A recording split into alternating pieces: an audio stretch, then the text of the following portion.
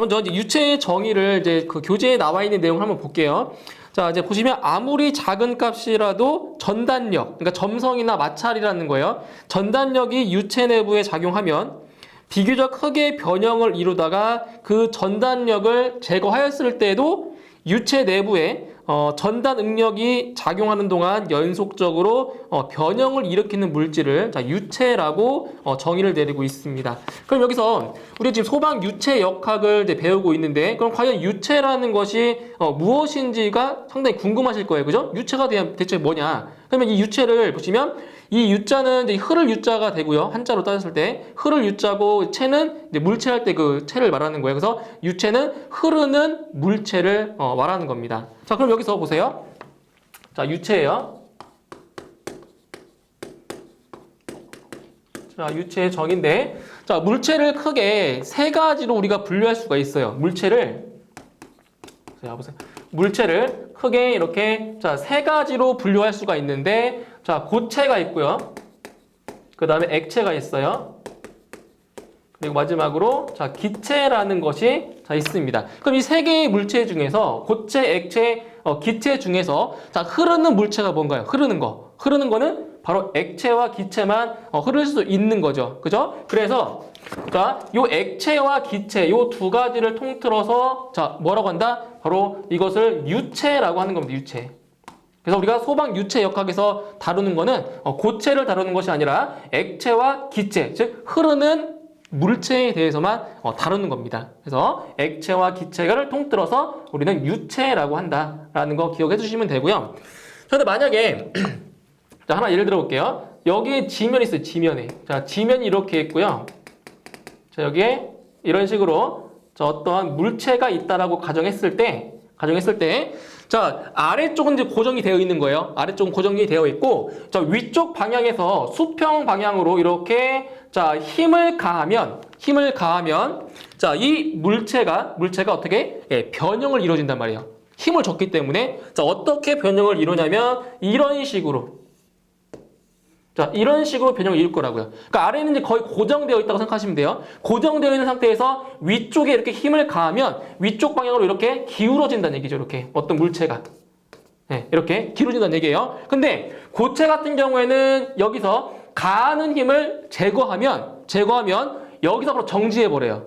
정지해버리지만 액체나 기체 같은 경우에는 이러한 전단력을 힘을 제거시켜도 자, 계속적으로 연속적으로 예, 변형을 유지된다는 얘기예요. 자, 쉽게 생각해 무슨 얘기냐면 왜 비행기 있죠, 비행기. 자, 비행기가 이제 그 하늘을 나를 때 보면 막 구름을 가르면서 날아잖아요. 그죠? 그러면 비행기가 지나간 자리는 그 자리에 뭐 구름 같은 것들이 자, 그 비행기가 지나감으로써 변형을 이루었다가 다시 원래 상태로 돌아온단 말이죠. 변형을 이뤄서. 그리고 그 보트. 자, 물에서 보트를 탈 때 자, 물 위를 보트가 지나가고 있어요. 지나갈 때 그 물이 어떻게 돼요? 막 움직이죠, 그죠? 이렇게 퍼진단 말이에요. 퍼지다가 보트가 지나가고 나면 다시 원래대로 돌아온단 말이죠. 그러니까 잔잔하게 이렇게 예, 변형을 이룬단 말이죠. 그래서 이 유체 같은 경우에는 이러한 전단력을 제거해도 그 변형이 연속적으로 이루어지지만 이 고체 같은 경우에는 이러한 전단력을 제거시키면 바로 정지해버린다는 겁니다.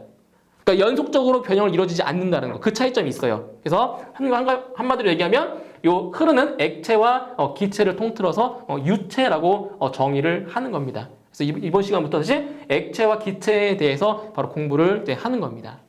자, 그럼 두 번째 보시면 자, 유체를 이제 분류할 수가 있는데 자, 유체를 자, 어떻게 분류할 수 있냐면 크게 세 가지로 분류할 수가 있는데 자, 이게 첫 번째 자, 유체의 정의고요. 자, 두 번째는 자, 유체의 분류예요. 유체의 분류. 자, 여기 부분도 시험에 자주 출제가 되고 있는 자, 부분입니다. 자, 첫 번째 내용을 보시면 첫 번째로는 자, 밀도 변화에 따른 분류입니다. 밀도. 자, 밀도 변화에 따른 자, 유체의 분류인데 여기서 자, 주위의 압력 변화에 따라서 최적이 변하지 않느냐에 따라서 바로 압축성 유체와 그리고 비압축성 유체로 자, 분류할 수가 있어요. 압축성 유체. 자, 압축성 유체와 그리고 비압축성 자, 자, 유체로 자, 분류할 수가 있다라는 겁니다. 그러니까 자, 주위의 압력의 변화에 의해서 최적, 즉 부피가 변하면 압축성 유체인 거고 부피가 변하지 않으면 바로 비압축성 유체라는 거예요. 근데 여기서 자, 좀 전에 말씀드렸지만 밀도 변화에 따른 자, 유체의 분류라고 했어요. 근데 여기서 우리가 뭘 할 수 있냐면 자, 밀도는 부피분의 질량이라고 했죠? 그죠? 밀도는 부피분의 질량이에요. 그럼 여기서 이 질량 자체는 변한다, 안 변한다?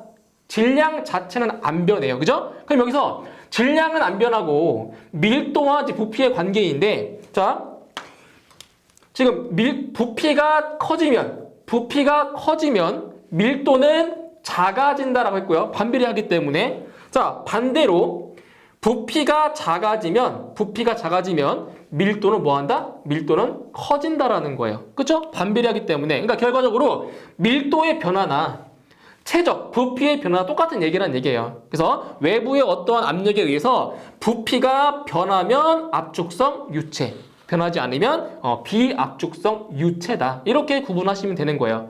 그럼 대표적으로 압축성 유체에는 뭐가 있냐? 압축성 유체에는 바로 기체가 있어요. 기체. 이 기체 같은 경우는 이제 어떤 변수에 의해서 바로 온도와 압력에 의해서 압력 변화에 의해서 이 기체는 부피가 변합니다. 뭐 부피가 커지든지 작아지든지 자, 변한다는 얘기예요. 그런데 액체 같은 경우에는 자, 힘을 가하지 않잖아요. 그러면 이 액체는 부피가 거의 변하지 않습니다. 액체는 비압축성 유체라고 불러요. 일반적으로. 그런데 우리가 상상하기 어려운 정말 큰 힘, 엄청난 큰 힘을 액체에 힘을 가하면 아주 조금 거의 뭐 1%만큼의 부피가 변하긴 해요. 그래서 이렇게 얘기할 수 있어요. 자, 액체는 일반적으로 비압축성 유체이지만 아주 강한 힘을, 자, 강한 힘, 즉 강한 압력. 자, 강한 힘을 가한 액체 같은 경우는 자, 압축성 유체라고 할 수가 있어요. 왜? 어마어마한 힘을 가하면 액체도 부피가 변해요. 줄어들어요. 아주 조금이지만, 미세하지만 변한다는 얘기예요. 자, 그리고 기체는 일반적으로 압축성 유체로 자, 구분이 되는데, 자, 아까 뭐라고 했어요? 기체는 온도와 압력의 변화에 의해서 자, 부피가 변한다라고 했어요. 그죠? 그런데 여기서 온도와 자, 압력의 변화가 없다. 자, 압력의 변화가 없는 기체 같은 경우에는 어때요? 네, 부피가 변하지 않기 때문에 이런 경우에는 비압축성 유체라고 말할 수가 있는 거예요. 그래서 일반적으로 기체는 압축성 유체에 해당이 되고요. 그리고 액체는 바로 비압축성 유체가 된다라는 겁니다. 그럼 여기서 자, 압축성 유체에서 이제 어떤 개념이 나오냐? 바로 최적 탄성 계수와 그리고 음속이라는 개념을 알고 계셔야 돼요. 자, 보실게요. 자, 최적 탄성 계수예요. 최적 탄성 계수. 자, 이거는 시험에서는 이제 계산 문제로 출제가 되고 있는 부분이에요. 그래서 공식을 알고 계셔야 되는데, 자, 이런 얘기입니다. 자, 요 용기에 자, 용기가 하나 있고요. 자, 여기 위에 뭐 피스톤. 자, 피스톤이 하나가 자, 이렇게 놓여 있다라고 할게요. 피스톤. 자, 이렇게 놓여 있다라고 할게요. 그러면 이 용기 안에 피스톤으로 밀폐된 용기예요. 닫혀 있는 이 상태에서 자, 처음의 부피가 얼마냐? 처음 부피는 자, 이만큼. 자, 이만큼이 부피예요. 부피. 이만큼 이제 채워져 있는 거예요. 어떤 유체가 자, 채워져 있고요. 그럼 여기에서 자, 이 위에서 어떠한 힘을 가했어요. 엄청나게 강한 힘을 눌렀어요. 압력을 가한 거죠. 자, 압력을 가하면 이 피스톤이 내려오면서 어떻게 되겠어요? 부피가 요 용기 안에 있는 유체의 부피가 어떻게 되겠어요? 줄어들겠죠. 그죠? 줄어들겠죠. 그래서 자, 얼마만큼 줄어들었냐면 자, 이만큼 줄어든 거예요. 자, 처음에 이만큼 있던 유체의 부피가 얼만큼? 이만큼으로 지금 압축이 된 거란 말이에요. 압축이 됐어요. 그래서 여기를 자, 여기서부터 여기까지. 자, 여기까지가 바로 델타 V가 되는 거죠. 부피의 변화량. 이만큼이 부피가 지금 변화했잖아요. 그죠? 그리고 여기는 뭐예요? 델타 P만큼. 자, 델타 P만큼의 자, 압력, 힘을 지금 준 거예요. 줬어요. 자, 그럼 여기서 자, 최적 탄성 계수는 이제 어떻게 구하냐? 자, 최적 탄성 계수 K는 바로 압력의 증가에 따른 최적의 감소율입니다. 최적 감소율. 그 최적 감소율은 자, 처음 부피분의 자, 감소한 최적이 되는 거죠. 델타 V입니다. 감소한 최적. 이거예요. 근데 지금 이 최적은 어떻게 돼요? 부피가 감소하고 있죠. 부피가 감소하고 있기 때문에 바로 여기는 마이너스 4를 붙여주는 거예요. 이 마이너스 4는 뭐라고요? 부피가 감소하고 있는 거예요. 그죠? 감소하고 있기 때문에 이 마이너스라는 값을 붙여주는 거예요. 그리고 델타 P입니다. 압력. 강한 압력이에요. 이게 바로 최적 탄성 계수예요. 계수. 근데 여기서 보시면 지금 부피와 밀도는 뭐 한다고 했어요? 부피와 밀도는 반비례한다라고 했죠. 그죠? 그러면 부피가 변하면 뭐도 변해요? 바로 밀도. 그죠? 예, 부피가 변하면 밀도도 변합니다. 그죠? 그러면 밀도가 감소하면 부피가 감소하면 밀도는 반대로 증가하겠죠. 그죠? 밀도는 증가하죠. 부피가 줄어드니까 그 안에만큼 5mm 다 있는 거예요. 5mm. 그래서 부피가 감소하면 밀도는 반대로 증가한다는 거예요. 그래서 어떠한 공식이 또 만들어지냐면 자, 마이너스예요. 감소하니까 이번에는 로우분의 델타 P가 돼요. 그죠? 그러니까 부피는 감소하니까 마이너스가 된 거고요. 밀도는 증가하기 때문에 여기는 플러스 4가 되는 거예요. 플러스 4. 이런 식으로. 그럼 마찬가지로 또 뭐도 있냐? 비중량. 그죠? 비중량분의 델타 감마 분의 델타 P. 이것도 바로 최적 탄성 계수를 구하는 식인데 일반적으로 우리가 알아야 될 것들은 이것만 이 정도. 이 정도만 알고 계셔도 돼요. 계산 문제로 출제가 돼요. 계산 문제로. 그래서 최적 탄성 계수 K는 마이너스 V분의 델타 V분의 델타 P다라는 거 기억을 해두시고요. 자, 그리고 한 가지 더 말씀을 드리자면 이 최적 탄성 계수가 있잖아요. 이거 있죠? 이 최적 탄성 계수에 역수가 있어요. 역수. 그 역수가 뭐냐? 바로 베타분의 1인데 이 베타라는 값이 뭐냐? 이 베타라는 값이 압축률입니다. 압축률. 자, 이거 기억해 두세요. 압축률과 최적 탄성 계수는 어떤 관계에 있다? 역수 관계에 있다. 그럼 무슨 말이에요? 최적 탄성 계수가 크면 클수록 압축률은 작다. 최적 탄성 계수가 작을수록 압축률은 크다. 이러한 관계가 있다는 겁니다. 이 관계 잘 알고 계셔야 돼요. 이게 보기로 나와요, 문제에. 그래서 최적 탄성 계수의 역수는 뭐다? 압축률이다. 꼭 기억을 해두시면 되겠어요. 자, 이제 그 다음에 음속이에요, 음속. 자, 음속 같은 경우에도 자, 공식만 좀 기억을 해두시면 되는데 자, 음속이라고 하는 거는 뭐냐면 자, 어떤 압력파의 그 전파 속도를 이제 음속이라고 하는데 여기서는 공식만 좀 기억을 해두시면 될 것 같아요. 자, 음속은 자, 루트 로 밀도예요, 밀도. 자, 밀도분의 최적 탄성 계수로 구할 수가 자, 있다라는 겁니다. 이것만 좀 기억해도 돼요. 음속은 루트 로우분의 K, 밀도분의 최적 탄성 계수다. 자, 이렇게 해서 공식을 좀 기억하시고 문제 그냥 계산 문제로 푸시면 되기 때문에 여기까지만 기억하시면 될 것 같아요. 자, 됐고요. 자, 그 다음에 두 번째. 자, 첫 번째는 이제 밀도 변화에 따라서 유체를 분류했고요. 자, 두 번째로는 자, 점성 유무에 따른 분류입니다. 점성. 자, 점성 유무에 따른 자, 분류가 돼요. 근데 여기서 이 점성이라고 하는 건 뭐냐면 점성이라고 하는 거는 끈끈한 정도입니다. 끈적끈적한 정도. 그러니까 유체라고 하면 어느 정도 기본적으로 끈끈한 정도가 있어요. 그러면 이 끈끈한 정도, 점성을 한번 이제 따지고 보면 자, 이거 시험에 나왔던 건데 자, 글리세린이라는 게 있어요. 제4류 위험물에 해당되는 게 있어요. 글리세린이라는 것이 있고요. 그 다음에 물이 있고, 자, 공기가 있어요. 다 유체예요, 유체. 그죠? 그럼 여기서, 자, 점성이 제일 큰 게 뭐냐? 가장 끈끈한 게 뭐냐? 바로 글리세린이 제일 클 거고요. 이거 기름이니까 좀 끈끈하단 말이에요. 그죠? 그 다음에 물. 공기. 이러한 순서로 바로 점성의 크기가 나온다는 얘기예요. 그래서 점성이라고 하는 거는 바로 끈끈한 정도를 나타내는 정도입니다. 끈끈한 정도예요. 그래서 이 점성 유무에 따라서 점성이 있으면 실제 유체고요. 실질적으로는 점성이 있죠. 조금씩은. 그죠? 그러니까 점성이 있으면 실제 유체고요. 점성이 아예 없다. 하나도 없다. 이런 것들이 바로 이상유체라고 하고 있습니다. 이상유체. 다시.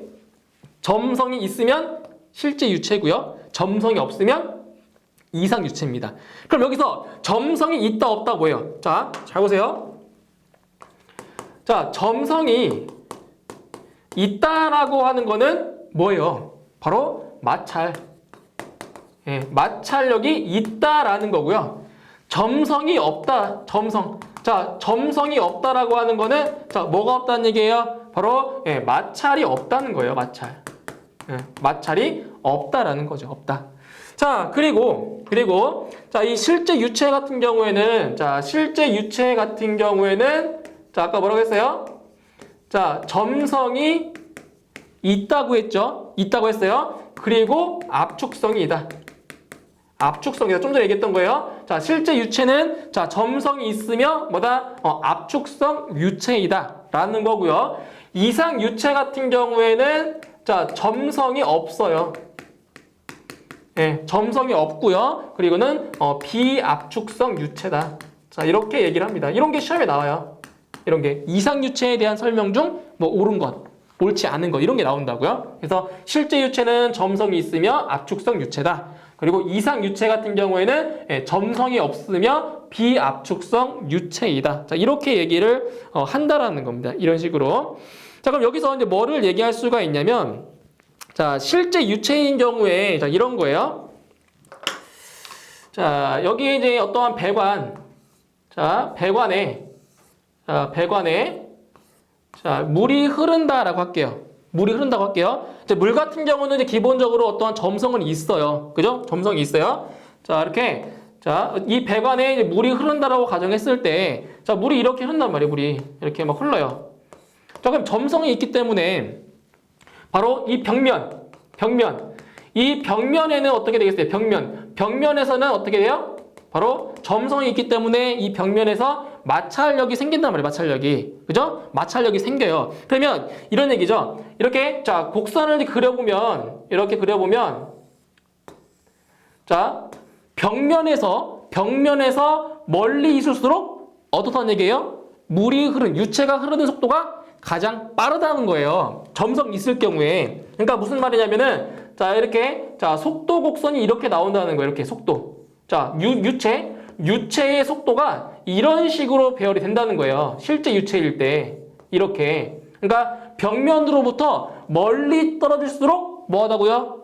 속도가 더 빠르다고요. 왜? 이 배관의 벽면 쪽에서는 뭐가 있기 때문에? 마찰이 있기 때문에 속도가 그만큼 더 준다고요. 그래서 실제 유체인 경우에는 이러한 자, 속도의 관계가 있고요. 근데 이상유체 같은 경우는 어때요? 이상유체는 점성이 없어요. 즉 마찰이 없기 때문에 이상유체인 경우에는 유체의 그 흐르는 속도가 일정해요. 이렇게. 일정해요. 이렇게. 일정. 벽면에 가깝든 멀든 속도가 일정하다고요. 왜? 점성이 없으니까. 그래서 여기서 이 왼쪽. 자, 이거는 뭐라고요? 여기는 실제 유체일 때 자, 유속이 되는 거고요. 분포가. 자, 이런 경우에는 뭐예요? 점성이 없을 때, 즉 이상유체일 때. 네. 이상유체일 때 자, 이러한 유속의 분포가 이루어지는 겁니다. 일정해요. 이렇게. 아시겠죠? 이거는 바로 점성의 유무에 따라서 바로 실제 유체 그리고 이상유체로 이렇게 분류할 수가 있습니다. 자, 이거예요. 자, 이제 그다음 세 번째. 자, 세 번째는 자, 변형률에 따른 분류예요. 변형률. 자, 세 번째는 자, 변형률에 따른 분류. 변형률에 따른 분류인데 자, 여기서는 이제 뭘로 구분할 수 있냐면 바로 뉴턴 유체와 비뉴턴 유체로 구분할 수가 있습니다. 이렇게.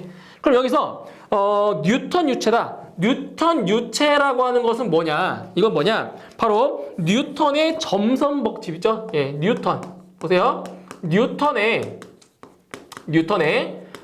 점성 법칙이 성립하는 유체. 자, 성립하는 유체를 뉴턴 유체라고 하고요. 그럼 반대로 비뉴턴 유체는 뭐겠어요? 뉴턴의 점선 법칙이 성립하지 않는 유체가 뭐다? 비뉴턴 유체라는 거예요. 간단해요. 그럼 여기서 이제 어떠한 개념이 나오냐? 바로 여기 있죠. 뉴턴의 점성 법칙을 아셔야 돼요. 뉴턴의 점성 법칙. 자, 좀 전에도 말씀드렸지만, 자, 유체가 흐르는, 자, 이러한 이제 배관이 있다라고 했을 때, 자, 이렇게 배관이 있다라고 했을 때, 이 배관을 통해서 유체가 이렇게 흐르려면 뭐가 필요한 거예요? 뭐가 필요해요? 어떤 힘이 필요하겠죠, 힘이. 그죠? 힘이 있어야 이게 물이 흐를 거 아니에요. 아무런 힘도 주지 않는데 물이 흐를 수가 없잖아요. 왜? 수평하기 때문에. 이게 만약에 이렇게 경사져 있는 배관이라고 한다면 아무런 힘을 주지 않아도 물은 흘러요. 유체는 흘러요. 그런데 이렇게 수평 배관 같은 경우에는 아무런 힘을 주지 않으면 물이 흐르지 않는다고요. 그죠? 그때 바로 이러한 어떠한 힘이 필요한데, 자, 그 힘이 뭐냐? 자, 보세요. 지금 이거는 실제 유체예요. 점성이 있는 거예요. 그래서 뭐가 있냐면 바로 바로 이 뮤가 뭐냐면 이 뮤가 바로 점성 계수입니다. 점도. 이 뮤가 바로 점성 계수예요. 점성 계수. 제가 단위와 차원 공부할 때 말씀드렸던 거 있죠? 그게 바로 이 점성 계수라는 거예요. 자, 점성 계수에다가 곱하기 A. 자, A는 뭐냐면 A는 자, 단면적이에요. 단면적. 그리고 du dy입니다. du dy. 자, 여기서 u라고 하는 거는 유체의 속도, 흐르는 속도가 되는 거고요. 그리고 y라고 하는 거는 자, 이 배관의 벽면 있죠, 벽면. 배관의 벽면에서 자, 배관의 중심. 자, 다시 배관의 벽면에서 배관의 중심까지 떨어진 거리가 요게 y라는 거예요. 그럼 무슨 말이냐면은 자, 이 유체가 배관의 벽면으로부터 가까이 있을수록 이 y값이 얼마가 되는 거예요? 0이 되는 거예요. 0. 그리고 중심에 가까울수록 뭐가 되는 거예요? 바로 이 y의 값은 최대가 되는 겁니다. 최대가 되는 거예요. 그럼 이거는 뭘 얘기하고 싶은 거냐면 지금 보세요. 지금 요 힘과 이 거리 y는 서로 반비례 관계에 있어요. 무슨 말이냐면은 지금 이건 점성이 있는 실제 유체이기 때문에 벽면에 가까우면 가까울수록 어떻게 돼요? 여기 마찰력. 그죠? 마찰이 더 심하다는 얘기예요. 그래서 무슨 말이냐면 이런 식으로 분포가 이렇게 된다고 했죠. 이런 식으로. 그러니까 관의 벽면에서 멀리 떨어질수록 어때요? 유체의 속도가 더 빠르다라고요. 빨라요. 이렇게 선형인 곡선이 나오게 되는 거예요. 더 빨라요. 그래서 이 식을 이제 좀 변형을 해볼게요. 이 식을 변형해 볼게요. 자, 양쪽에 있는 면을 갖다가 뭘로 나눠줄 거냐면 요 A로 나눠볼 거예요. A로. 그럼 A로 나눠주면 A분의 F는 뮤 곱하기 du dy가 돼요. du dy. 그럼 여기서 A분의 F라는 게 뭐예요, 이게? 자, 면적당 가해지는 힘이에요. 압력이죠. 근데 여기서 이 A라는 이 단면적은 자, 헷갈릴 수가 있어요. 이 단면적이라는 게 자, 여기 이거의 단면적을 얘기할까요? 이 단면적을 얘기할까요? 이 A라는 게 아니라는 거죠. 아니라는 겁니다. 자, 어디를 얘기하는 거냐면 지금 이 배관 같은 경우는 원기둥이에요. 원기둥인데 지금 자, 유체가 이렇게 유체가 흐르고 있잖아요. 이렇게 흐르고 있잖아요. 그죠? 근데 여기서 요 A, 이 단면적이라고 하는 거는 이 단면을 얘기하는 것이 아니라 바로 이 원통으로 되어 있는 배관의 건널비를 얘기하는 거예요. 그러니까 여기서 이러한 원기둥 있죠. 원기둥을 전개를 하면 어떻게 나와요? 전개를 하면 이렇게 나와요. 쭉 펼치면 그때 그 A의 면적, 이 A라는 면적이 여기의 단면을 이걸 얘기하는 것이 아니라 어디를 얘기한다고요? 여기를 얘기를 한다고, 여기를. 이 면. 왜냐면 지금 보세요. 지금 이 면이랑은 수직으로 작용하고 있잖아요. 그죠? 근데 지금 실질적으로 이 유체가 흐르고 있는 거는 어떻게 흘러요? 수평으로. 그죠? 수평으로 흐르기 때문에 바로 여기서 마찰이 발생하는 거는 여기가 아니라 어디라고요? 이 관의 벽면에서 마찰이 발생하는 거잖아요. 그죠? 그래서 이 면적이라고 하는 것이 이 면을 의미를 하는 거예요. 이 면을. 그죠? 이 면이에요. 그래서 이 면적당 가해지는 힘, 이거를 뭐라고 하냐? 요거를 갖다가 전단응력이라고 합니다. 전단응력. 그래서 요거를 갖다가 전단응력 타우라고 표시를 해요. 자, 공식 나왔어요. 잘 보세요. 전단응력 타우는 점성 개수 곱하기 du dy입니다. du dy. 그때 여기서 이 du dy를 뭐라고 하냐? 바로 속도 9배라고 합니다. 속도 9배. 그때 여기서 이 9배가 뭐냐? 바로 속도 기울기라고 해요. 속도 기울기. 이거예요. 자, 그럼 뭘 할 수가 있냐? 자, 보세요. 전단응력은 점성계수에 뭐한다? 비례한다. 그쵸? 그렇잖아요. 점성계수가 크면 클수록 전단응력 크잖아요. 그죠? 그리고 전단응력은 그리고 속도 기울기와 속도 9배와 뭐한다? 비례한다. 그래서 뭐라 할 수가 있냐면 전단응력은 점성계수와 속도 9배의 함수라고 얘기할 수가 있어요. 아시겠죠? 이거예요. 이게 바로 전단응력입니다. 전단응력. 네? 전단응력이에요. 자, 그럼 여기서 이제 또 뭐 어떤 개념이 나오냐면 지금 이 뮤라고 하는 게 뭐라고요? 뮤라고 하는 것이 뭐라고 했어요? 이게 점성계수예요. 뮤는 점성계수예요. 그러니까 점성계수가 크면 클수록 더 끈적끈적한 거예요. 더 흐르기 어렵다는 얘기예요. 그쵸? 자, 이제 뭐를 아시냐? 자, 점성계수랑 이 점성계수를 이용해서 뭐를 구할 수가 있냐면 동점도. 자, 동점도라는 식을 구할 수가 있어요. 그러니까 동점도는 다른 말로 동점성계수라고 해요. 동점성계수.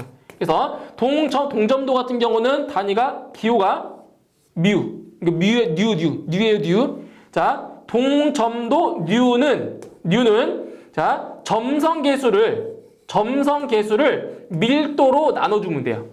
이게 동점도예요. 아시겠죠? 다시 동점성계수 뉴는 밀도분의 뮤다. 밀도분의 점성계수다. 이 식 꼭 기억을 하셔야 돼요. 이거 시험에 잘 나와요. 동점도는 밀도분의 점성계수다. 아시겠죠? 이거예요. 이거. 그래서 이 단위도 좀 아셔야 되는데 이 점성계수 같은 경우에는 단위가 그 절대 단위로 보시면 바로 킬로그램 퍼 메타세크예요. 아시겠죠? 점성계수, 점도의 단위는 킬로그램 퍼 메타세크고요. 그 다음에 동점도 같은 경우에는 단위가 뭐냐? 동점도는 단위가 제곱미터 퍼 세크입니다. 단위 기억하셔야 돼요. 단위 꼭 기억하셔야 돼요. 근데 여기서 이 점성계수의 단위를 알고 이 공식만 알고 있으면 이 동점성계수의 단위도 쉽게 구할 수가 있어요. 유도하면 돼, 유도. 어차피 여기서 그 점성계수의 단위는 킬로그램 퍼 미터 곱하기 세타예요. 메타 곱하기 세타. 메타 곱하기 세크. 그 다음에 밀도. 자, 밀도의 단위는 뭐예요? 밀도의 단위는 세제곱미터 퍼 뭐예요? 킬로그램이잖아요. 부피분의 질량이니까. 그럼 여기에서 킬로그램이랑 킬로그램 약분되죠. 자, 여기 미터 하나 약분되죠. 이렇게 되죠. 그게 뭐가 되는 거예요? 그래서 단위가 제곱미터 퍼 세크가 되는 거예요.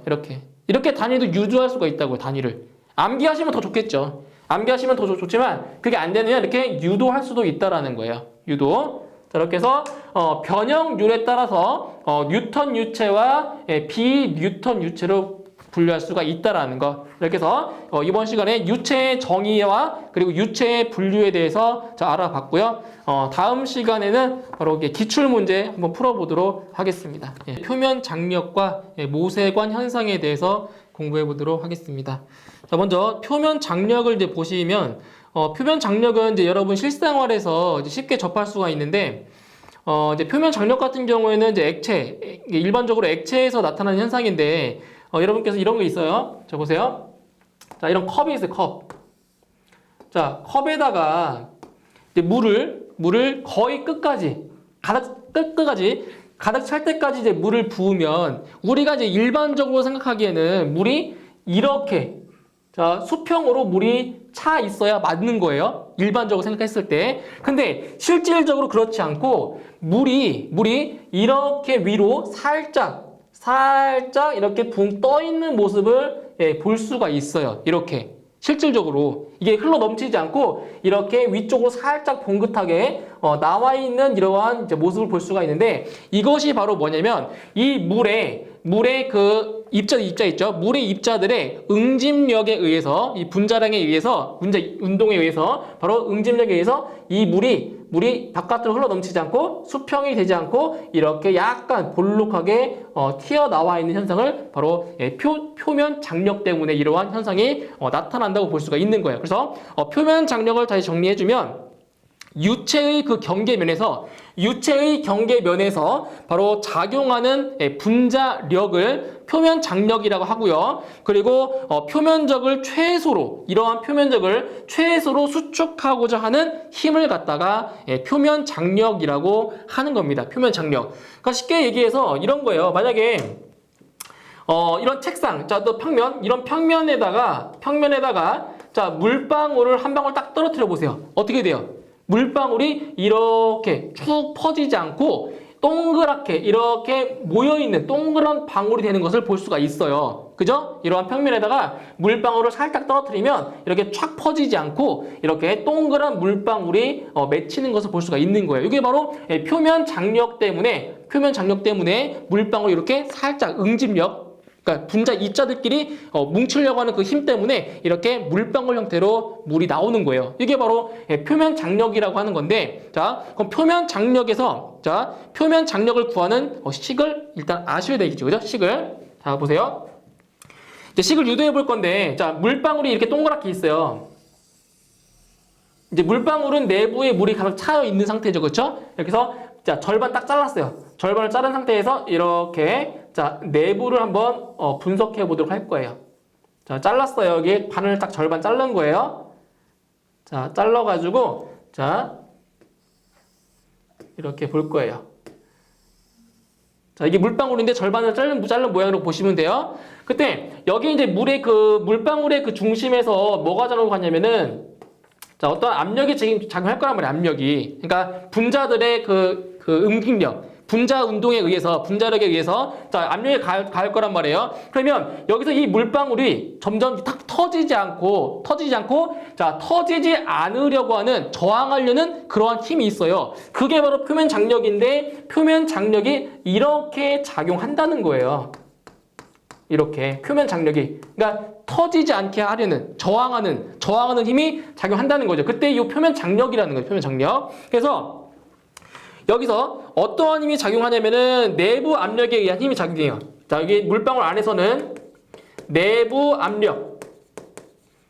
압력에 자, 의한 자, 힘이 작용하고요. 그리고 이 물방울의 표면에서는 터지지 않으려는 표면 장력에 의한 힘이 존재한다는 거죠. 자, 여기서는 표면 장력.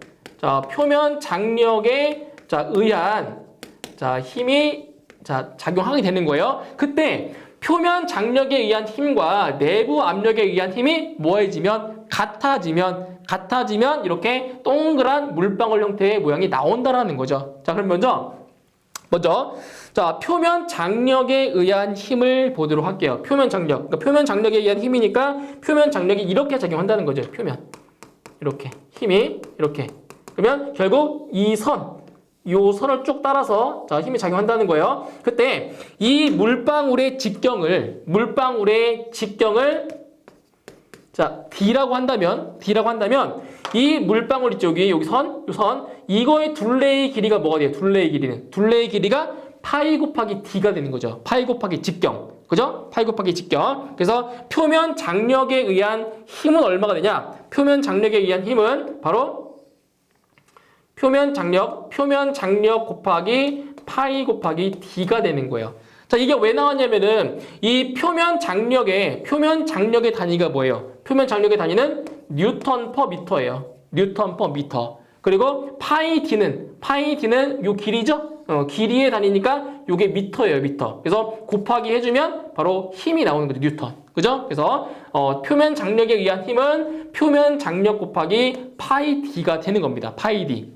자, 그럼 여기서 내부 압력에 의한 힘을 구해보도록 할게요. 내부 압력에 의한 힘이에요. 그럼 여기서 이 압력 P는 자, 단위 면적당 가해지는 힘이죠. 그쵸?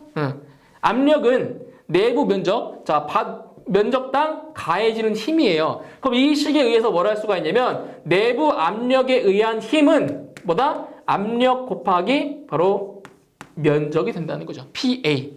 이게 되는 거예요. 그죠? 그럼 여기서 이 면적은 뭐냐? 이 면적은 바로 이 단면. 이 단면 얘기해 주는 거예요. 이 단면은 뭐가 되는 거예요? 이 단면이 바로 4분의 파이 D제곱이죠? 네, 원의 넓이. 네? 단면이 원이니까. 그죠? 4분의 파이 D제곱이에요. 그럼 식이 어떻게 만들어지냐면, 잘 보세요. 식이. 자, 표면 장력에 의한 힘은, 자, 시그마 곱하기 파이 곱하기 D가 되고요. 그리고 내부 압력에 의한 힘은 뭐가 돼요? 내부 압력에 의한 힘은 P 곱하기 4분의 파이 D제곱이 된다는 거예요. 이게 된다는 거예요, 이게. 그럼 뭐를 구할 거라고 지금? 표면 장력이 얼마냐? 그럼 표면 장력은 이거예요, 이거. 표면 장력 시그마. 자, 그럼 보세요. 양변에 자, 일단 파이라는 값이 약분이 되고요. 그쵸? 자, D라는 값도 약분돼서 하나가 남아요. 그죠? 그러면 표면 장력은 자, 표면 장력 시그마는 4분의 뭐가 된다? PD가 된다는 겁니다. 그죠? 그래서 표면 장력은 뭐다? 4분의 내부 압력 곱하기 물방울의 지름. 이렇게 해서 표면 장력을 구할 수가 있습니다. 단위는 뭐라고요? 단위는 뉴턴 퍼 미터입니다. 뉴턴 퍼 미터. 이게 바로 표면 장력을 구하는 거예요. 근데 이거는 어디? 이거는 바로 물방울일 때예요. 그런데 우리가 물방울도 있지만 뭐도 있어요? 자, 뭐도 있어요? 비눗방울. 그죠? 네, 비눗방울도 물방울이에요. 그죠? 그런데 이 물방울은 안이 꽉 차여 있어요. 물로. 그죠? 근데 비눗방울은 안이 비어 있는 거죠? 내부가 비어 있어요. 비눗방울은. 그래서 이 물방울일 때의 표면 장력과 비눗방울일 때의 표면 장력이 달라요. 자, 그럼 무슨 말이냐면은 비눗방울 같은 경우에는 자, 보세요. 비눗방울은 요 안에가 지금 비어 있잖아요. 그죠? 비어 있기 때문에 이 표면 장력이 두 군데에서 작용해요. 어떻게 작용하냐? 표면 장력이 이렇게도 표면 장력이 작용을 하고요. 안쪽에서도 표면 장력이 작용해요. 이렇게 두 개의 힘이. 그래서 자, 식이 어떻게 만들어지냐? 아까 이 식은 물방울일 때 표면 장력 구하는 식이었어요. 그런데 비눗방울처럼 내부가 비어있는 경우에는 자, 표면 장력이 지금 이렇게 두 군데에서 작용하기 때문에 이 식에서 얼마를 곱한다? 시그마 곱하기 파이 D에서 얼마를 곱한다? 바로 2배를 해주라고요. 양쪽에서 표면 장력이 작용하기 때문에 그런 거예요. 2배. 자, 똑같아요. 식은 P 곱하기 4분의 파이 D제곱이 돼요. 단지 2배만 한 거예요. 2배만. 그러면 여기서 자, 보세요. 파이는 아까처럼 약분해주고요. 자, D도 약분했어요. 그러면 여기 있는 2를 양변 2를 나눠주면 여기에서 결국 표면 장력은 8분의 PD가 돼요. 8분의 PD. 이거 잘 구분하셔야 돼요. 물방울일 때는 표면 장력이 얼마라고요? 4분의 PD지만 비눗방울인 경우에는 얼마라고요? 4가 아니라 8분의 PD가 됩니다. 아시겠죠? 이 두 가지 꼭 구분하실 수 있어야 돼요. 비눗방울인지 물방울인지. 이렇게 해서 표면 장력을 구하는 식을 암기하시면 되는 거예요. 이 유도하는 식 몰라도 돼요. 단지 이 공식은 반드시 암기하시는 거예요. 공식은. 유도식 몰라도 돼요. 됐죠? 자, 이제 그 다음에 이제 모세관 현상이에요. 모세관 현상. 자, 모세관 현상인데, 자, 이 모세관 현상은 일단 우리 실생활에서 볼 수가 있어요. 자, 어떤 게 있냐면 물속에 있죠. 물속에. 자, 물속에다가 뭐 마른 걸레를 담거나 아니면 뭐 휴지 같은 걸 담아요. 젖잖아요. 그죠? 그죠? 물에 넣으면 젖어요. 그 젖는 이유가 뭐냐면 바로 이 모세관 현상 때문에 젖는 거예요. 자, 그리고 자, 식물 나무가 있어요. 나무. 자, 나무 우리 물을 줄 때 어디에 줘요? 기둥에 주나요? 아니죠? 뿌리에 우리가 물을 준단 말이에요. 그죠? 자, 뿌리에다가 물을 주면 그 물이 어디까지 올라가요? 줄기 끝까지 올라간단 말이에요. 왜 올라가는 거예요? 크게 바로 모세관 현상 때문에 뿌리에 있는 물이 줄기 끝까지 올라가는 거예요. 이게 바로 모세관 현상이라고 하는 건데, 자, 우리가 지금 이 수박 유체 역학에서 얘기하는 그 모세관 현상이 뭐냐? 자, 보세요. 여기 이 수조가 있어요. 수조가. 자, 수조가 하나 있고요. 여기에 물이 이만큼의 물이 자 차여져 있어요. 차여져 있어요. 그럼 여기서 모세관, 아주 얇은 관이에요. 좁은 관, 모세관. 그러니까 좁은 관을 갖다가 여기에다가 이렇게 쭉 집어 넣어보세요. 이렇게. 자, 관을 집어 넣어보세요. 자, 어떻게 되냐? 자, 지금 요 안에 있는 게 만약에 물이다. 자, 물이라고 하면 그 좁은 관, 이 관을 따라서 이렇게 물이 올라가요. 이렇게 모양이 만들어져. 이렇게 물이 올라가요. 그런데 반면에 자, 똑같은 수조예요. 물이 이렇게 차여 있어요. 여기다가 똑같은 관을 집어 넣어요. 이렇게 똑같은 관을 이렇게 집어 넣어봐요. 근데 이번에는 이 안에 있는 유체가 물이 아니라 수은이에요. 수은이에요. 그랬더니 자, 수은에다가 집어 넣었더니 이 수은이 어떻게 되냐? 자, 물은 위로 올라갔어요. 그죠? 그런데 수은은 이렇게 밑으로 내려가요. 오히려. 이렇게 물이 이렇게 내려가요. 수은이 이렇게 내려간단 말이에요. 이게 왜 그러냐면은 결과적으로 이 모세관 현상이라고 하는 거는 응집력과 부착력의 자, 크기의 차이예요. 크기의 차이. 자, 무슨 말이냐면은 이 물 같은 경우 있죠. 물 같은 경우에는 부착력이 자, 부착력. 그러니까 부착력이라고 하는 거는 이 물이 이 관 벽에 붙는 힘이에요. 부착력이 응집력보다 더 크기 때문에 이 관을 따라서 물이 올라가는 거예요. 아시겠죠?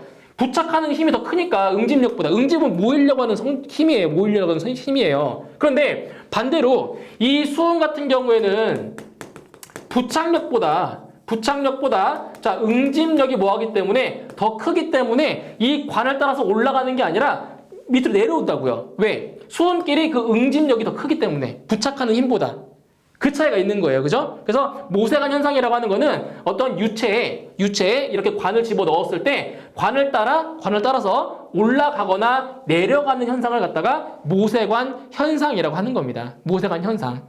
그죠? 그래서 이 나무 이렇게 있어요. 나무가 있어요. 뭐 가지가 이렇게 있겠죠? 이 나무에 물을 줘요. 물을 주면 물은 어떻다고요? 부착력이 응집력보다 크다고요. 그래서 요 아래 뿌리에 있는 물이 이렇게 위로 올라간다고요. 줄기까지. 이게 바로 모세관 현상이라는 겁니다. 모세관 현상. 자, 그러면 여기서 자, 여기도 지금 이거는 기본적인 개념이고요. 자, 한 가지 더 말씀드릴게요. 자, 보세요. 자, 수조가 이렇게 있고요. 자, 마찬가지 물이 이렇게 차여 있어요. 그럼 만약에 자, 관을 집어 넣을 건데 자, 하나의 관은 좀 커요. 좀 넓어요. 관이 이렇게 구경이 커요. 자, 또 다른 관은 얘보다 좀 더 좁아요. 이렇게 관이 좁은 관이에요. 이렇게 얇은 관. 자, 이거 이렇게 넣었어요. 그러면 둘 중에 어디로 더 많이 올라갈 것 같아요? 물이? 둘 중에 넓은 관, 좁은 관이에요. 어디가 올라갈 것 같아요? 바로 좁은 관이 더 많이 올라가요. 이렇게 물이 좁은 관 쪽으로 이렇게 물이 더 많이 올라간다고. 이렇게 이런 식으로. 아시겠죠? 그러니까 관이 작으면 작을수록 이 물이 더 많이 올라간다는 거. 이것도 좀 기억을 하고 계세요. 아시겠죠? 물일 때는 올라가고요. 수은은 밑으로 내려가요. 아시겠죠? 이렇게 아래로 볼록, 얘는 위로 볼록. 이런 모양. 위로 볼록. 이렇게. 자, 그 다음에 이제 모세관 현상이라는 게 뭔지 알았으니까 이제 모세관 현상에서 자, 물이 올라가는 높이를 구하는 식을 또 아셔야 돼요. 올라가는 식을. 자, 보세요. 자, 이제 식을 또 이제 유도해 볼 건데, 자, 다시 한번 그릴게요. 자, 여기에 수조가 이렇게 있고요. 물이 이렇게 있어요. 그리고 여기에 관을 갖다가 이렇게 집어 넣었어요. 자, 그럼 이게 물이라고 한다면, 자, 물이 이렇게 올라가겠죠? 자, 아래로 볼록하게 해서 이렇게 위로 올라가요. 그때 이제 뭐가 있냐면, 자, 이 관의 직경을, 자, D라고 하고요. 관의 직경 D라고 하고요. 그 다음에, 자, 이 유체, 이 안에 있는 유체가 있겠죠? 이 유체의 무게, 자, 유체의 무게를, 자, W라고 할게요. 유체의 무게예요. 유체의 무게. 그 다음에, 자, 여기서, 자, 올라간 이 물이 어떻게 된다고요? 수평으로 되는 게 아니라 이렇게 볼록하게 되어 있다고요. 볼록하게. 그때 이 볼록하게 되어 있을 때 이 관과 이 선의 각, 바로 접촉각을 갖다가 세타라고 할게요. 접촉각을 세타라고 할게요. 그 다음에 여기서 물이 올라간 높이, 자, 올라간 높이를 갖다가 H만큼 올라갔다라고 할게요. H만큼 올라간 거예요. 그죠? 자, 그럼 여기서, 자, 이제 뭐를 구할 거냐면, 우리가 좀 전에 배웠던 게 있어요. 표면 장력. 자, 여기서 표면 장력이 작용해요. 어디에서? 여기에서. 자, 이 표면에서 표면 장력이라는 게 작용하는데, 그 표면 장력이 어떤 방향으로 지금? 이렇게 지금 작용해요. 이쪽 방향으로. 근데 우리가 알고 싶은 건 지금 보세요. 유체의 지금 무게가 이쪽 수직으로 지금 작용하고 있잖아요. 그러니까 우리가 구해야 될 거는 뭐냐? 바로 이쪽 방향이 아니라 이렇게 수직 방향으로의 뭐가 필요한 거라고요? 표면 장력을 알고 싶은 거라고요. 그럼 여기서 이 접촉각이 의미가 있어요. 자, 잘 보세요. 이거. 자, 여기를 확대할게요. 확대. 자, 확대해서 그려볼게요. 자, 지금 이렇게 되는 거예요. 이렇게. 여기 세타예요. 지금 실질적으로 작용하고 있는 표면 장력은 이렇게 지금 작용하고 있어요. 우리가 알고 싶은 표면 장력은, 자, 이거를 알고 싶은 거예요. 이거를.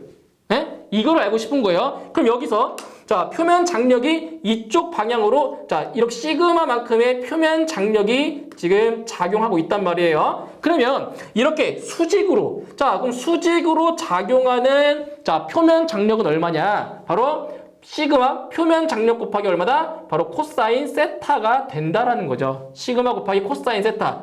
자, 이거는 어디서 나온 거냐면 바로 삼각비. 잘 보세요. 삼각비를 통해서 나온 거예요. 자, 여기 직각이죠? 자, 직각이고요. 지금 여기가 지금 각도가 보시면 여기가 세타예요, 세타. 여기 세타예요. 그럼 여기가 지금 시그마고요. 지금 우리가 알고 싶은 건 어디를 알고 싶은 거냐면 여기를 지금 알고 싶은 거잖아요.